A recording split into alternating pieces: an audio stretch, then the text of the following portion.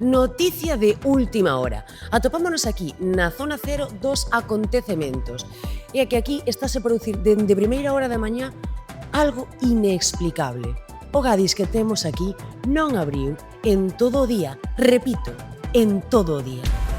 Un feito sen precedentes que deixou a decenas de veciños deambulando polos arredores, á espera dunha apertura que nunca chegou. Pois mira, iba por ovos porque quería facer unha tortilla. E sen ovos non hai tortilla. Pero encontrei o pechado e... tarifaron a miña confianza, Así non te pode ir con un galego. Descorazonadoras declaracións.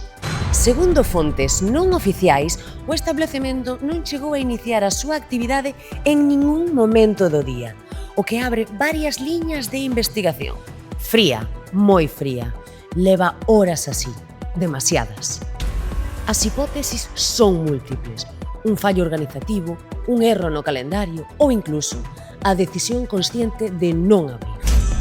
Chamou especialmente a atención que outros establecementos da zona presenten a mesma situación e que ninguén pensa que esta xente ten que comer.